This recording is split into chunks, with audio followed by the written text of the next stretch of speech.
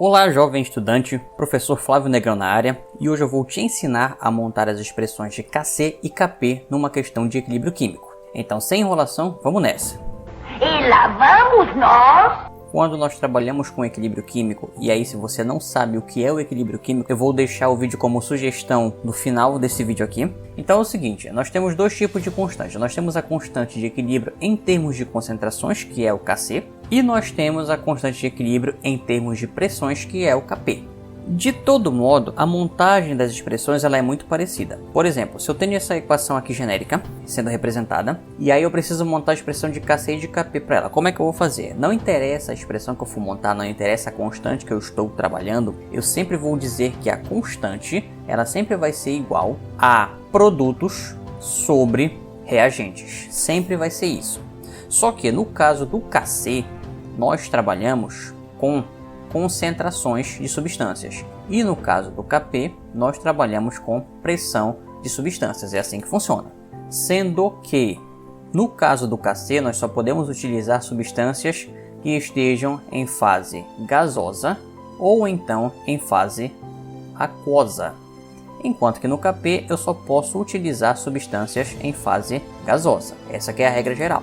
Outra regra que eu preciso conhecer é que na hora que eu for montar esses numerozinhos que aparecerem na frente, os coeficientes, eles se tornam expoentes na nossa reação.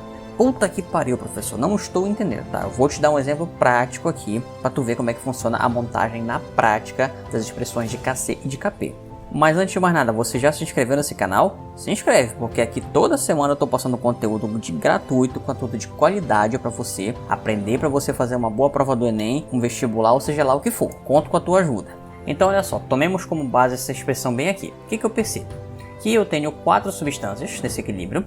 Produto, no caso aqui seria o Fe3O4 e o H2. E o reagente seria essa galera bem aqui antes da nossa seta. Então eu vou montar as expressões. Para o Kc eu vou ter o seguinte. Como no Kc só entra gasoso e aquoso, então, por exemplo, essa substância aqui ela não vai participar. Por quê? Porque ela é sólida, não pode aparecer na expressão de Kc.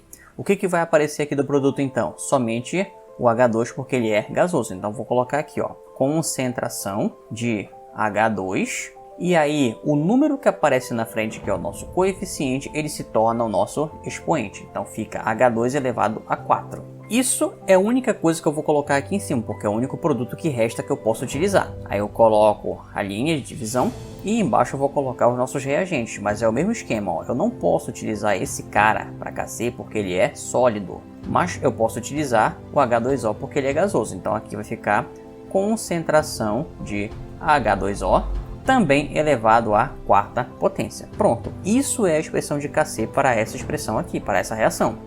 Ah, professor, e o Kp? Como é que eu faço para montar? Mesma coisa, ó.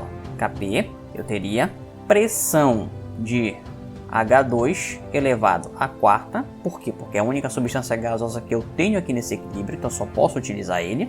E embaixo eu teria a pressão do H2O, também elevado à 4ª potência. Pronto. Isso é a expressão de Kc e de Kp para esta reação em equilíbrio. E aí eu percebo que elas são muito parecidas, que elas são praticamente iguais, porque eu só pude utilizar as substâncias que eram gasosas. As substâncias sólidas não participam da montagem da expressão de Kc e Kp. Outro exemplo aqui, percebo que todos estão na fase gasosa, então vou poder utilizar todo mundo nas expressões. Então começando aqui pelo Kc, eu vou ter que a concentração do Hi elevado ao quadrado sobre a concentração de H2 vezes a concentração de I2.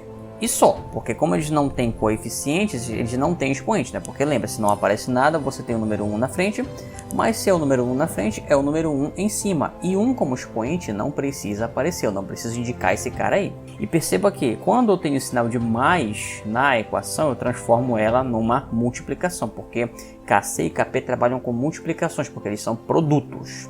Mesma coisa o Kp. O Kp eu teria então pressão de Hi elevado ao quadrado sobre pressão de H2 vezes pressão de I2. Pronto, essa seria a expressão de Kp para este equilíbrio aí. Perceba que não é nenhum bicho de 7 cabeças.